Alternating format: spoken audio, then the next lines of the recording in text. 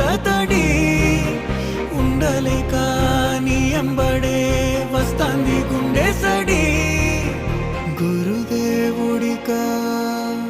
ఇంతటి శోకం వెలివేసినదా పాపపు లోకం మహారాజయ్యా